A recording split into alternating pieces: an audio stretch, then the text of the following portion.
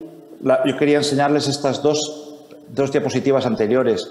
Esta a la que antes hice referencia, que era una portada del País, en la parte de sociedad, los cereales ni en papillas ni en las leches, del ABC, de por qué a tu bebé no necesita papillas de cereales industriales en su alimentación. Yo creo que cualquier pediatra, cualquiera de nosotros, sabe que hoy los padres están en una vorágine de las redes sociales en contra de los cereales. Yo creo que hay que recordar que los primeros cereales infantiles eran estos y trataba de explicar que al mezclar almidón y agua con esa hinchazón se conseguía una mejor textura y volumen, y ese era el fundamento de esos primeros cereales infantiles. Si administramos cereales, tiene una ventaja indudable, que es que el lactante pasa de la textura líquida a una textura distinta, la propia de una papilla cuando se hace una alimentación reglada. Es un sabor nuevo, tiene la desventaja de que puede ser dulce. El aporte calórico no es desdeñable. Si calculamos a 4 kilocalorías por gramo y la ración administrada es de 25 a 30 gramos, pues supone 100, 120 kilocalorías, que vienen a ser alrededor de un 15% de las kilocalorías al día que necesita el lactante. El problema empieza a estar, y es eso donde tenemos que comentarlo, en el exceso de azúcares libres. Sabemos que según la ESGAN, la máxima cantidad de ingesta de azúcares libres en menores de 2 años debe ser menor del 5% de la ingesta calórica total. ¿Cuáles son las fuentes de azúcares libres en un lactante? Pues básicamente son los zumos de frutas y los cereales. Los zumos de frutas, según tanto la Asociación Española de Pediatría como la Academia Americana de Pediatría, no se recomiendan en el lactante. Se recomienda administrar la fruta entera. Por tanto, ¿dónde está la única e importante fuente posible de azúcares? Pues solo en los cereales infantiles. Por eso quisimos hacer en el año 2018, y lo repetimos en el 2020, un análisis de la composición en hidratos de carbono y azúcares basándose en la composición que consta en la web de las distintas casas comerciales. Revisamos 98 marcas de cereales en el 2018, 110 en el 2020. Las clasificábamos según fuese un cereal, cereales sin gluten, multicereales, cereales con frutas, cereales con miel o miscelánea, y lo presentamos en el Congreso Nacional de Gastro en el 2019 y en el 2020, como pueden ver aquí. En la siguiente diapositiva vemos lo que pasaba en el 2019. ¿Cuántas marcas superan esa recomendación del 5% de ingesta calórica total? ¿Cuál es la ingesta calórica diaria media en un lactante de 6 a 12 meses? 750 kilocalorías día según la Academia Americana de Pediatría. ¿El 5% qué son? Pues 37,5 kilocalorías. Una ración de 25 o 30 gramos, leemos en la web cuántos gramos de azúcar contiene. Y esos gramos de azúcar lo multiplicamos por 4 kilocalorías por gramo, y esos son los gramos de kilocalorías procedentes de los azúcares, y lo dividimos por esa ingesta calórica total.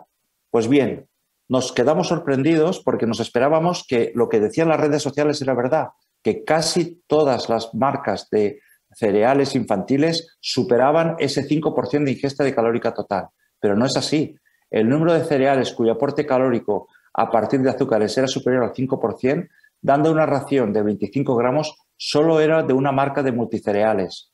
Y con 30 gramos, solo 3 de multicereales, una de cereales con miel y una de miscelánea. Es decir, hay mucho ruido de fondo en las redes sociales, pero ¿alguien se ha puesto a calcular el 5% de ingesta calórica total? Cuando lo hicimos, esperábamos, la verdad, datos mucho peores. Así que cuando vimos esto, nosotros vimos también que en 98 marcas comprobamos la cantidad de fibra que tenían, y es en torno a 5 gramos.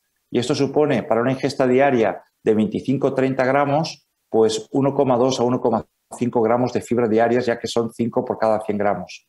Saben que no hay recomendaciones definidas en el lactante, y es a partir del año cuando genéricamente se dice que es 5 más la edad en años, en número entero.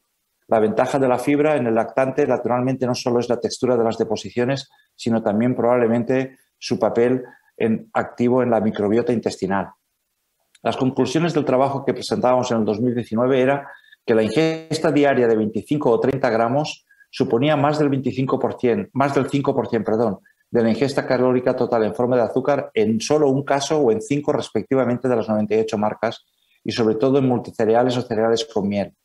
que la fibra era una cantidad no desdeñable y que no tenía sentido dejar de recomendar los preparados de cereales comercializados dadas sus ventajas nutricionales. En todo caso, la cantidad diaria ideal a recomendar es 25 gramos y que sería deseable que la industria mejorase los aspectos relativos al contenido en azúcar y sabor dulce de los cereales.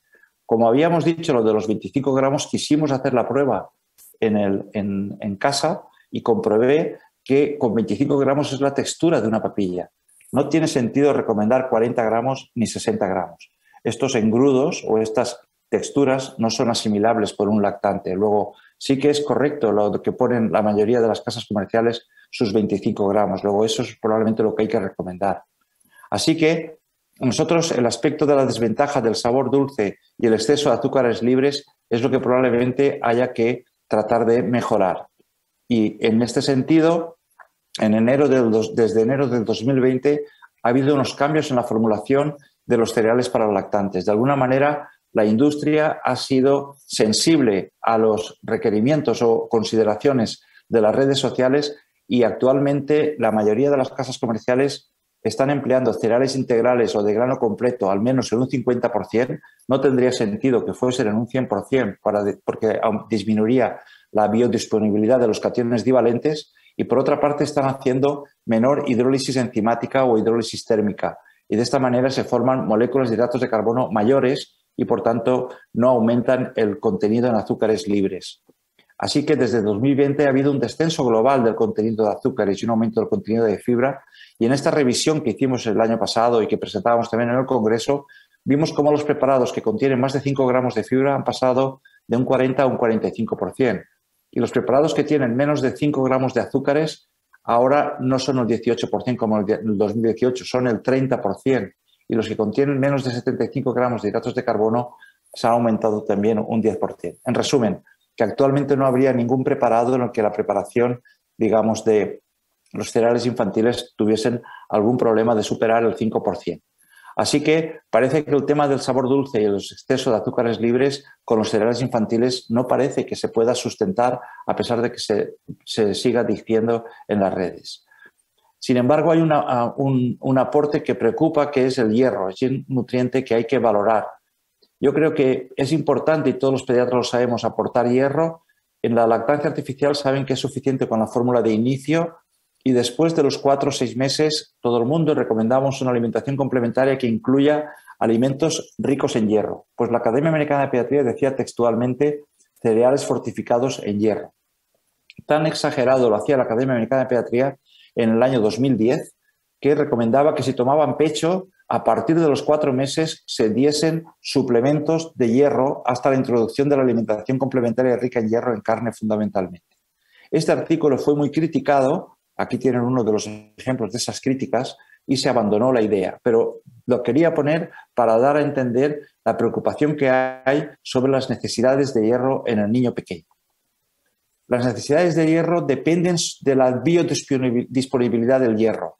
Por eso las necesidades para Europa son 8 miligramos y para los americanos es 11 miligramos. Es entre 8 y 11. Pero me gusta mucho más enseñar los datos de la OMS, que dice que si la biodisponibilidad es muy alta, un 15%, por ejemplo, yema de huevo, pues quizás con 6 miligramos sea suficiente. Pero si damos, a lo mejor, pues cereales que tienen menos biodisponibilidad, quizás haya que dar una cantidad mayor porque la biodisponibilidad es de un 5%. Luego, las necesidades oscilarían entre 6 y 18 miligramos según la fuente de ingesta del hierro y en la práctica las recomendaciones oscilan, como digo, entre 8 y 11 miligramos. Estas necesidades variables tienen que ver con el hecho de que si se da el hierro con leche materna o con vitamina C, hay una mayor biodisponibilidad. Si hay fitatos o polifenoles, hay una menor biodisponibilidad, hay una quelación del hierro.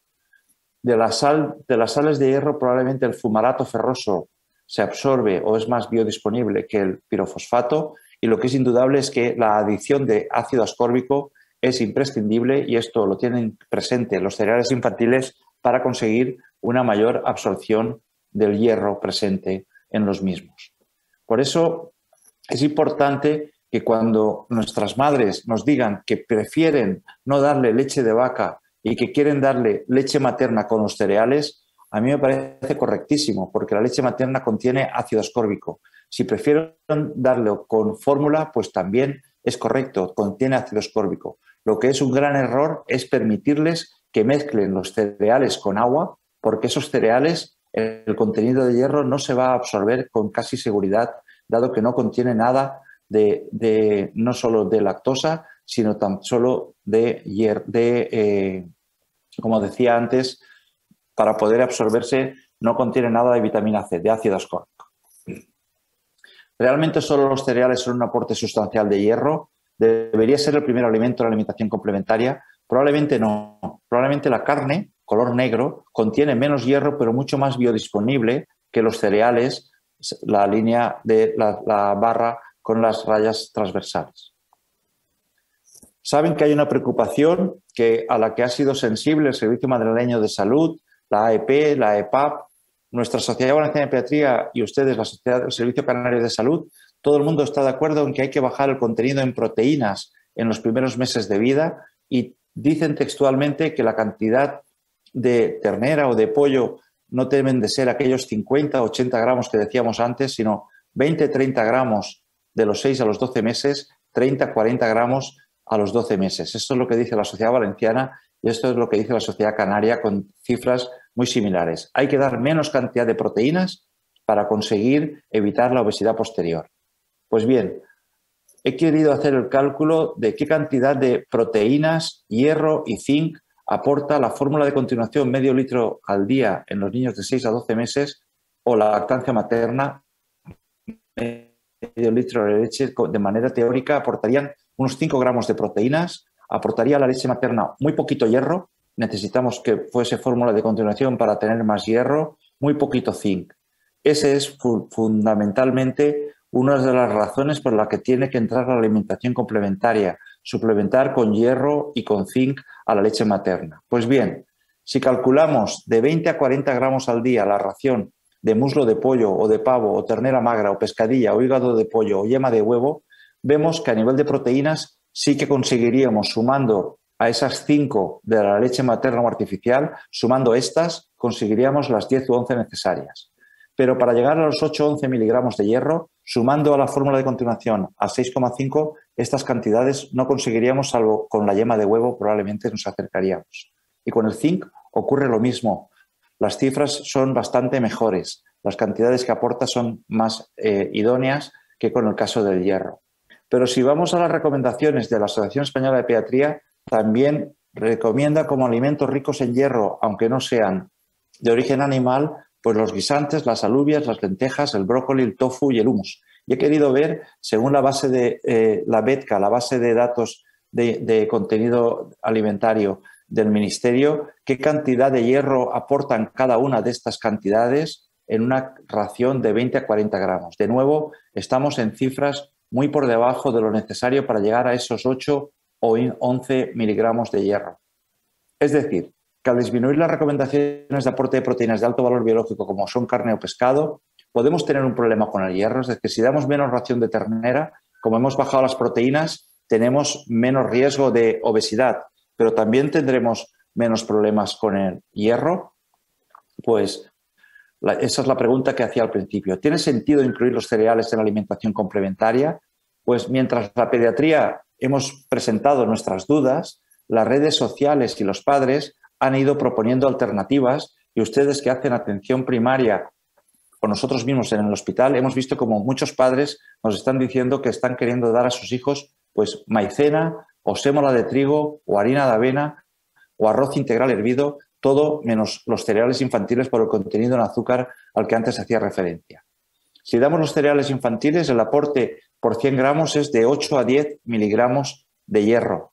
Sin embargo, estas distintas fuentes, maicena, sémola de trigo, harina de avena o arroz integral, excepto la harina de avena que tiene 3,8, los demás tienen cifras muy por debajo de lo necesario, alrededor de 1 miligramo como máximo. En el caso de la maicena, recuerden que es fundamentalmente un hidrato de carbono, que no va a contener casi proteínas, luego no tendría mucho sentido el introducirlo.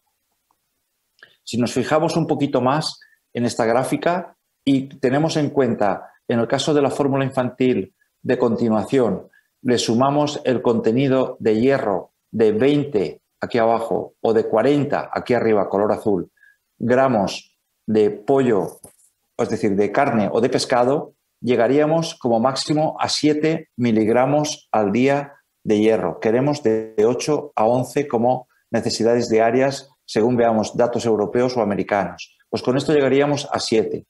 Si diésemos la fórmula de continuación con yema de huevo, sí que llegaríamos a 9,5, pero te habría que darla todos los días, mientras que dando una cantidad más pequeña de 20 gramos nos quedaríamos con 3,2.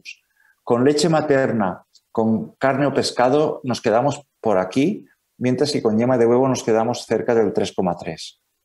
Por tanto, para poder introducir o para poder meter esta barra azul lo más cerca posible del 8, bien sea lactancia materna, bien sea lactancia artificial, creo que estos 2 a 2,5, si eran de 8 a 10 en 100 gramos, pues 25 gramos de cereales aportarán de 2 a 2,5 miligramos de hierro, que sumados a estos serían necesarios para acercarse a la cantidad recomendada. En resumen, que parece que no tiene sentido despreciar la fuente de hierro y energética de los cereales infantiles en el momento actual en el que estamos queriendo disminuir el aporte de proteínas de alto valor biológico en la alimentación complementaria.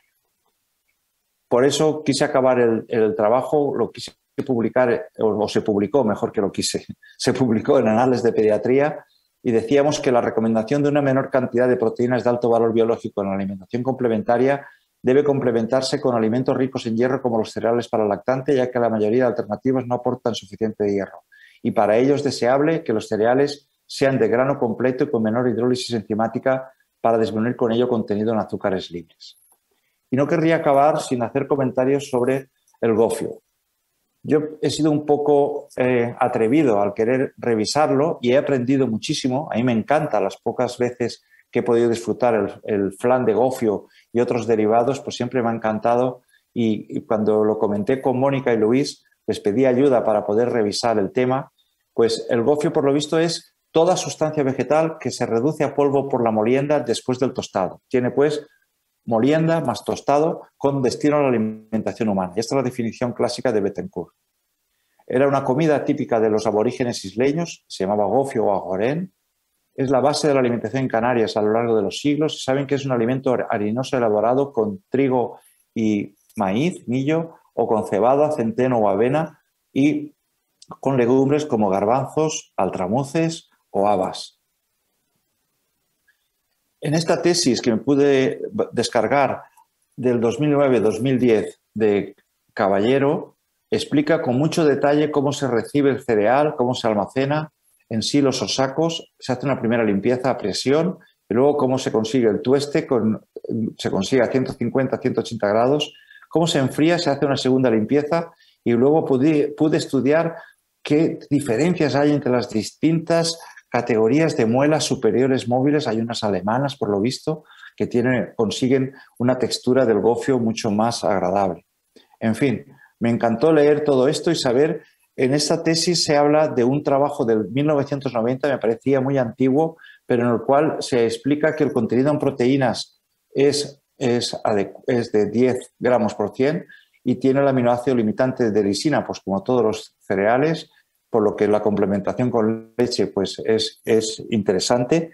De los lípidos de ácidos grasos, el 50% es linoleico, el 15% es oleico y ácidos grasos saturados serían solo el 18%, y este perfil pues es también interesante.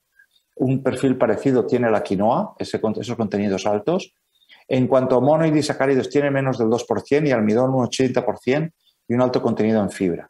Y el contenido en hierro, decía yo antes que los cereales infantiles tienen de 8 a 10 y que la harina de avena tenía de 3 a 4. El gofio, por lo visto, tiene de 2 a 5. Pero he querido buscar un artículo del 2014 publicado en Nutrición Hospitalaria en el que hablan del que el contenido en hierro, según sea el gofio de maíz o de trigo o mixto, está entre 2 y 4, ¿no? Entre 2 y 4 miligramos por hierro.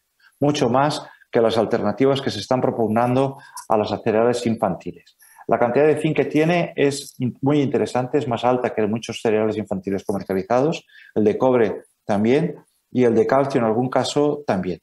Yo los peros los veo más que nada en el tema de que el gofio tiene un gran contenido en ácido fítico a nivel, porque es todo integral, no tiene un 50% como los cereales infantiles, por lo que hay una presencia íntegra de la cáscara de los granos, y aunque este trabajo es muy antiguo del doctor García Nieto, habla en metabolismo del zinc en ratas, que el gofio tenía una absorción muy disminuida del zinc. Y el otro aspecto preocupante, pues lo encontré en la tesis, aunque yo creo que esto tiene que haber mejorado, porque hablaba de que las empresas que disponen de maquinaria para la limpieza no eran todas, era un 29%, hablaba de dificultades en el envasado o en las manipulaciones de los manipuladores de alimentos, y entonces, profundizando un poco más, encontré un trabajo de Rubert Soriano, Mañas y Soler, en el que hablaba de que estudiaba en productos comercializados en Francia, en Alemania y en España, tipo cereal. Y de los distintos análisis encontró que eran fundamentalmente el gofio de maíz y el de trigo los dos que contenían muchísima mayor cantidad, del orden de 700 y 800 de microgramos de fumonisinas, que son un tipo de aflatoxinas. Se trata, la explicación, yo soy clínico como ustedes, entonces, ¿esto por qué y qué hace aquí? Pues resulta que los productos orgánicos son aquellos que no se tratan con fungicidas, herbicidas ni pesticidas, y por tanto, si no se tratan con fungicidas, pues eso les da una ventaja, porque pueden tener mayor contenido nutricional, pero tienen una desventaja. Al no haberse tratado, pues puede crecer hongos microscópicos que contaminan estos cereales y producen micotoxinas. Y de ellas, las aflatoxinas, de las cuales las fumonisinas son un ejemplo, tienen acción hepática tóxica. Este trabajo, afortunadamente, encontré la contrarréplica en el Instituto de Toxicología de Las Palmas, en un trabajo de Luzardo y Bernal Suárez, que estudió 94 muestras de gofio, no 2 como en el estudio anterior. 45 eran de maíz, 23 de trigo y el resto mixtas. Todas las micotoxinas que encontraba tenían niveles inferiores a los máximos recomendados. La ingesta diaria estimada era baja, excepto en el caso de las aflatoxinas. Le pasa lo mismo que encuentra fumonisinas, que son un tipo de aflatoxinas, pero no en el orden de 600 u 800, sino 37 a 140. La explicación que dan, y yo creo que debe ser esa, que el tipo de gofios que estos autores recolectan de toda Canarias no todos son orgánicos. Hay una mezcla de orgánicos y otros que no lo son. Algunos son tratados. Al estar tratados, probablemente el contenido en aflatoxinas es menor. Y la segunda comentario, que yo personalmente creo que también tendrá su motivo, los gofios que seguro que estudiaron en Las Palmas, seguro que estaban envasados menos días que los que se estudiaron en la península, que era el trabajo anterior. De todas maneras, estos autores recomiendan o dicen que esta ingesta de aflatoxinas solo supondría un riesgo para la población que tuviese predisposición a daño hepático por consumos elevados, que yo creo que en el lactante esto es inalcanzable. Y recomiendan, y en eso yo, después de haber revisado el tema, creo que es importante que se revisen los puntos críticos de control, el procedimiento de producción, de manipulación, de envasado, transporte y almacenamiento. Es decir, creo que sería muy aprovechable el gofio si se mejoran las condiciones higiénico-sanitarias y de manipulación, y probablemente si se combinase con los cereales infantiles, porque así la cantidad de cereal integral que se administra quizás no es tanto como si todo fuese a base de gofio. En resumen, como conclusiones, yo diría que cereales para el lactante, lo ideal es que tengan mayor porcentaje de integrales sin que superen probablemente el 50-60%, para que tengan un sabor menos dulce y aporten menos azúcares libres, que son una fuente que no debemos despreciar de hierro, zinc y energía, que no todas las preparaciones de cereales caseras, como he puesto antes, son adecuadas, ya que hay una preocupación por mantener el equilibrio entre menos proteínas pero suficiente hierro, y que el gofio podría ser un cereal interesante para el lactante combinado con los cereales infantiles como fuente de hierro, de zinc y de cobre, y sobre todo en el caso de que mejorasen las condiciones que actualmente, por lo visto, en algunas situaciones ocurren. Y esto es todo. Muchas gracias.